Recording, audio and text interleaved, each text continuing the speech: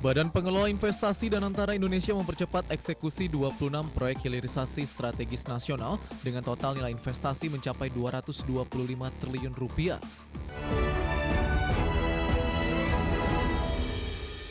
Danantara mempercepat eksekusi 26 proyek hilirisasi strategis dengan total nilai investasi mencapai 225 triliun rupiah. Penggelontoran dana tersebut bertujuan untuk meningkatkan nilai tambah komoditas di dalam negeri. Badan Pengelola Investasi dan Antara Indonesia mempercepat eksekusi 26 proyek hilirisasi strategis nasional dengan total nilai investasi mencapai 225 triliun rupiah. Langkah ini bertujuan meningkatkan nilai tambah komoditas di dalam negeri. Dalam pelaksanaan mega proyek 26 hilirisasi strategis ini, Danantara membagi pelaksanaan mega proyek ini ke dalam 2 tahap. Fase pertama dimulai lewat peletakan batu pertama pada 6 Februari 2026, mencakup 6 proyek prioritas di 13 lokasi dengan investasi 109 triliun rupiah dan serapan 11.456 tenaga kerja.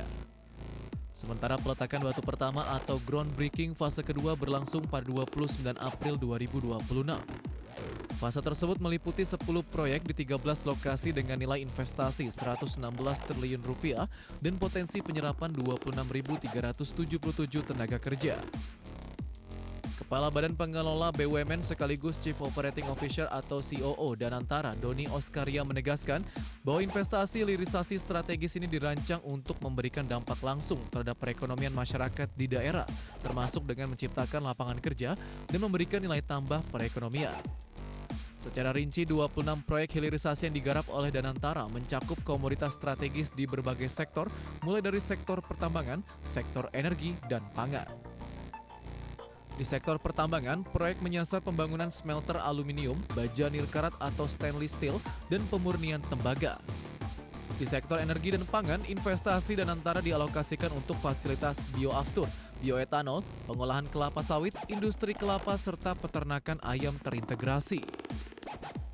Di sisi lain, dalam pelaksanaan eksekusi 26 proyek hilirisasi strategis tersebut, Kepala BP BUMN Doni Oskaria menyebutkan terdapat kolaborasi 4 BUMN yakni PT Mineral Industri Indonesia Persero atau Main ID, PT Land Industri Persero, PT Krakatau Steel Persero Tbk, dan PT Perminas Persero sepakat untuk mengoptimalkan pasokan dan penyerapan mineral kritis di dalam negeri serta mempercepat hilirisasi untuk kebutuhan industri strategis seperti kendaraan listrik hingga sektor pertahanan.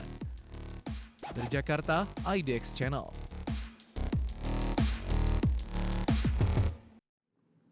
Komisi 8 DPR RI mencecar Kementerian Haji dan Umroh serta Badan Pengelola Keuangan Haji terkait belum adanya surat permintaan transfer uang muka penyelenggaraan ibadah haji 2027 dalam rapat kerja di gedung DPR RI. Ketua Komisi 8 DPR Marwanda Sopang awalnya memastikan apakah Kementerian Haji telah mengirimkan surat permohonan pencairan transfer kepada BPKH.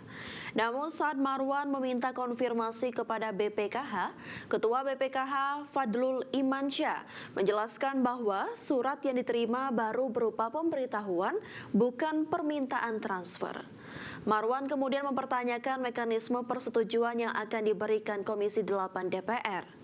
Menurutnya, mekanisme yang lazim dilakukan adalah Menteri lebih dahulu mengajukan surat permintaan transfer kepada BPKH.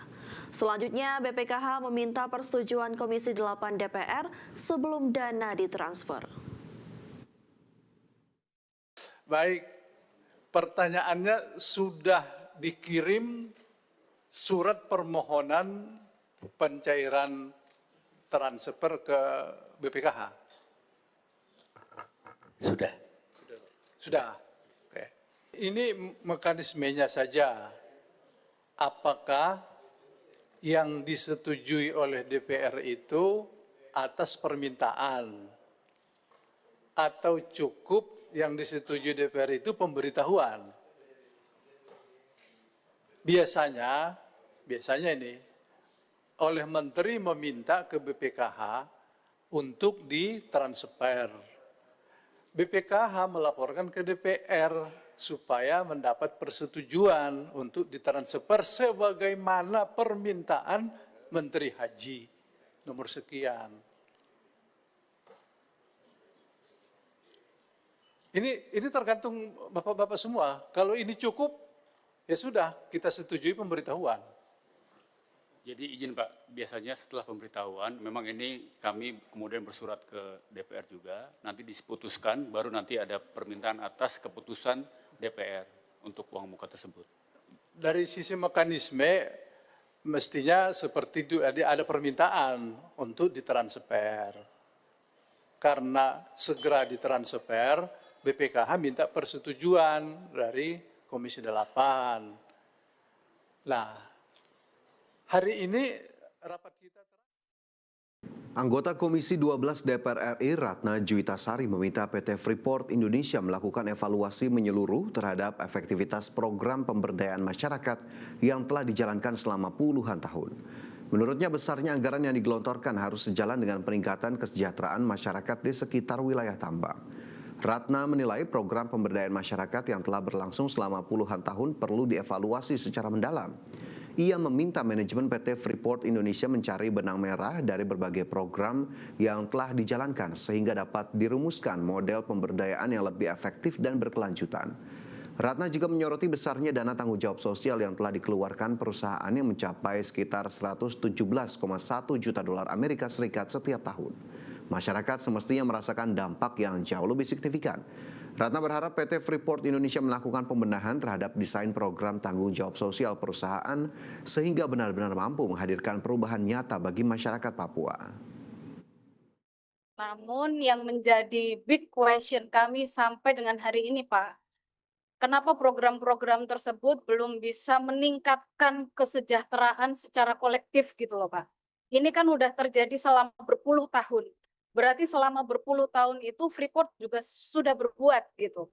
Mungkin perlu dicari Pak Dirut, Pak Tony, apa yang menjadi benang merah yang bisa kita gunakan sebagai clue program-program ini itu bisa berkelanjutan gitu Pak.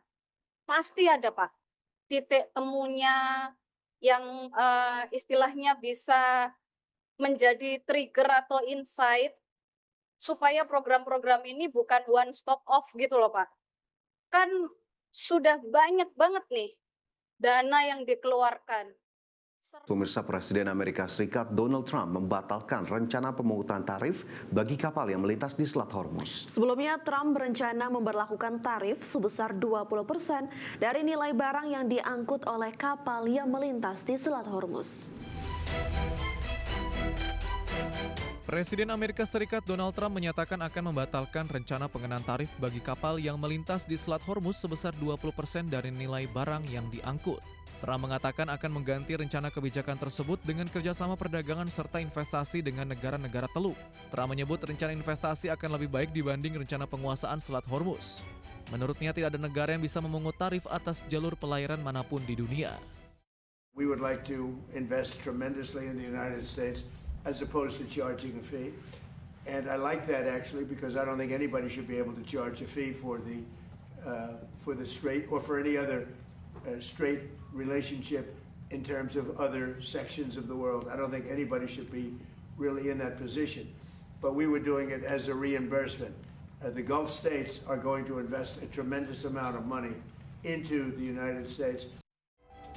Sebelumnya pada hari Senin lalu, Trump mengatakan Amerika Serikat akan kembali memblokade jalur pelayaran dari dan ke pelabuhan Iran, serta akan memungut tarif sebesar 20% dari nilai barang dari setiap kapal yang melintas Selat Hormuz. Pengumuman tarif secara tiba-tiba tersebut dilakukan Trump meski pemerintahannya terus berupaya selama berbulan-bulan memastikan keterbukaan jalur laut yang strategis tersebut dan mencegah Iran memungut tarif untuk kapal yang lewat. Berbagai sumber IDX Channel.